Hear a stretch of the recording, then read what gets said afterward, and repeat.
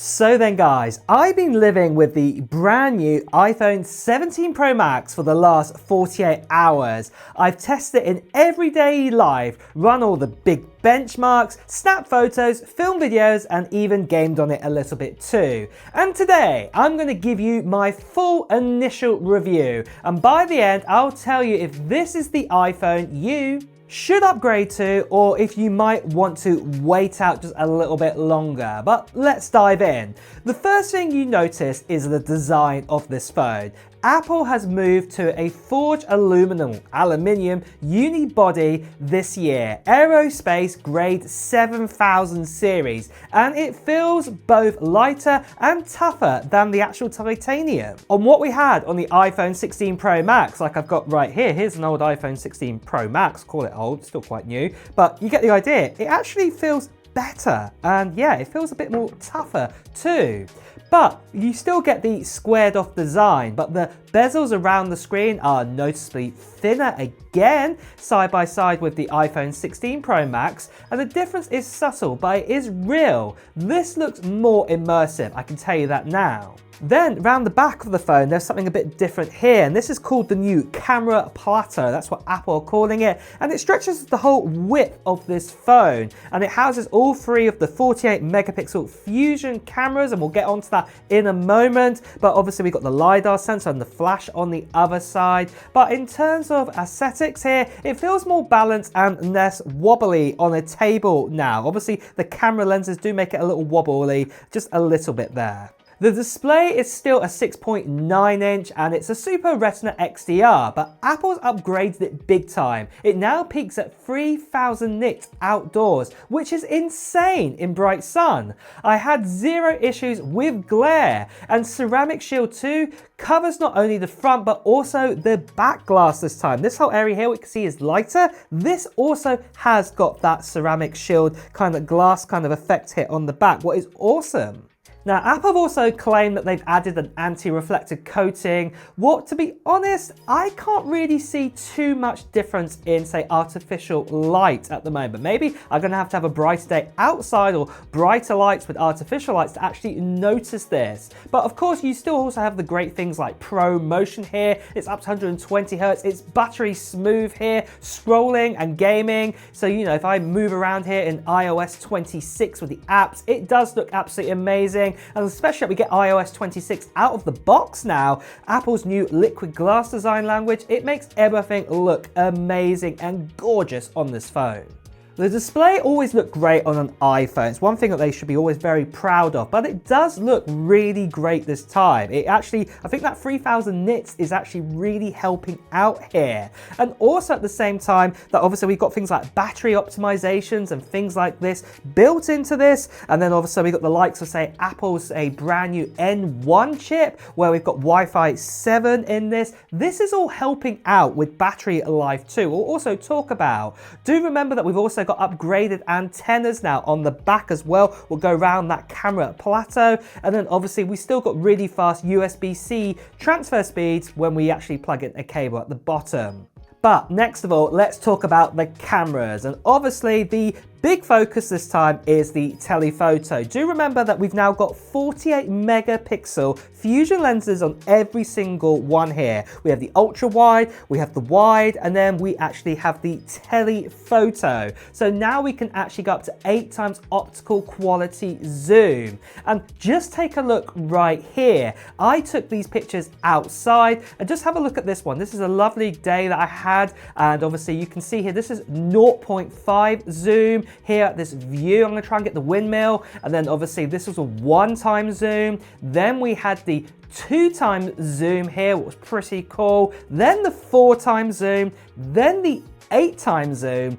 Then after this, we had the 10-time zoom, what I decided to do. Then I went up to what the original iPhone 16 Pro Max could go up to. That was 25-time zoom. And then here we go. This is 40-time zoom. Now, personally, I don't think the 40-time zoom is the best. I think 25-time zoom is probably the maximum you should go to, or even probably the 10 or 15, somewhere between there. But it does quite a good job here. And even so, you know, I've done another example here. This is me sitting down here at 0.5. And then obviously if we zoom in, then this is up to 1 times. Then we've got the 2 times, then after that we have the 4 times, 8 times, then 25 times, and then this is the maximum 40 times zoom on this phone. And hopefully that face hasn't just broken your screen on your iPhone or device that you're watching this video on. So I do apologize with that. But yeah, the idea is that it is quite good to actually do this on. And obviously there are other benefits as well. We do also have a macro. So have a look at this zoom here of this rose. It does look really, really impressive here. And then after that, we've also got this new 18 megapixel selfie camera. And as you can see here, you can actually change the orientation now. You can actually have it, you know, on center stage or not to get more people in. And you can see we're getting some great pictures with this too. But then next though, you probably want to know, what does nighttime photography look like? So this was quite low in light when this was taken. So here we go. This is an example of a 1 times zoom. And then what I've also done for you, I've done an 8 times zoom, and then what I've also done is I've gone up to the maximum here, what is the 40 times digital zoom. So that's still quite impressive what you get there. But next of all, you're probably wanting to know, what about videos? What is going on here then? Well, I also did some tests right here. Have a look at this then for video. So I'm on the iPhone 17 Pro Max here. This is a 0.5 times zoom, but if I punch it up to a 1 times zoom, you can see the zoom. Can you see the windmill in the background there? It's quite far away, but we're going to punch it right up to a 2 times zoom. That's where we're at there. Then a 4 times zoom. You can see it even more clearer. And then we can push it all the way up to the 8 times zoom there. This is the optical range that Apple are saying here. But there is the digital zoom, and we can actually go all the way up to a 24 times digital zoom with video. You know, I'm trying to keep it stable here. And also just to show you guys, this is the dual camera mode option. I think this is pretty cool. So you can actually see me. This is what I'm seeing here, the zoom. Let's see, there's my hand. See? Look at that, that's pretty cool. And just want to show you here, look, so this is 0.5. I can go up to the 1 times, the 2 times. Oh, I went up to 4 there, but there we go. That's 4 times instead then. But then obviously you've got the 8 times zoom there. And then obviously I can still do that pinch ups kind of zoom up to the 24 times zoom, just to show you guys there. That is what you can actually do with this phone, what is pretty neat. But all these photos and all these videos are all being handled by that brand new A19 Pro chip. And this is the most powerful mobile chip at the moment before we get the next, say, Snapdragon Elite chip coming along. But honestly, benchmarks are not too bad. Have a look here at the Geekbench CPU scores, and you can see that we are beating out last year's Pro Max by a good margin here. That's what I'm going to say. And then also GPU scores are not that bad either. In 3D Mark, still Nomad here. Obviously, this has got to have frame rates and things like this in there. And then also even look at Antutu here. And yeah, this is not bad either.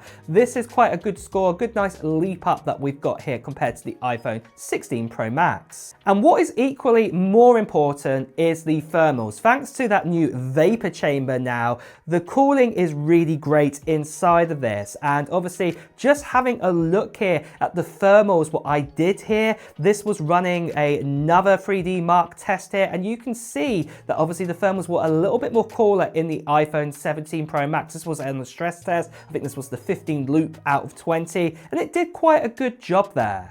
Now, moving on from this then, battery life. And I'm going to say this is incredible on this phone. And I have noticed a massive difference compared to my iPhone 16 Pro Max. And the iPhone 16 Pro Max, I noticed a massive difference compared to my iPhone 15 Pro Max. You can easily get, I would say, a full day and a half use out of this. That's if you're not sitting on this phone, you know, just gaming all day, or for example, texting all day, or sending messages or taking pictures and videos all day, if you get me. A normal standard day, you could easily get a day and a half. I'm talking about the likes that if you're awake for around about, say, 16 hours a day, go to sleep for 8 hours, then you could probably easily get, say, another 7 or 8 hours out of this phone again before you'd have to put it on charge, before it's completely dead. What is quite impressive with it. And even charging is better too now. So obviously we do have Apple's new 40-watt charging ability. There is a new charger out for this. I've got Google's one. It runs on the same protocol here, and it does charge up this phone super fast via USB-C.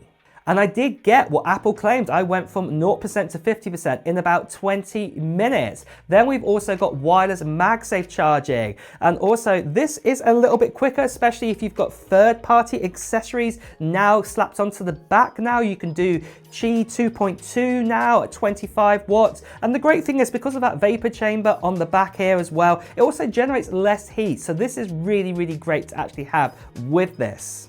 But then with any new iPhone out there, there's obviously still its downsides. Now, obviously this phone is slightly heavier than what we had with the iPhone 16 Pro Max. And obviously, if you're not a big fan of big phones, this is not gonna be the best one for you. It is definitely a two-handle phone, if I can say that. And then the price. The great news is that Apple retained the price again. I was quite shocked that it did this, because we had looked some rumors saying that it was gonna go up by at least by $50. This never happened. But obviously, if you do push it up to say getting yourself the 1 terabyte or even 2 terabyte storage, yeah, finally Apple have actually hit that $2,000 marker now if you get the 2 terabyte option. I don't even have that because it's just too expensive. But obviously, yeah, if you want to get that, it is available. The only other thing I've also noticed is that this plateau on the back, the camera plateau, what they call it, it does get a lot of dust around it. And you do find yourself kind of cleaning it with your finger. Even if you have a case, it kind of gets wedged around it. So yeah, just be aware of that.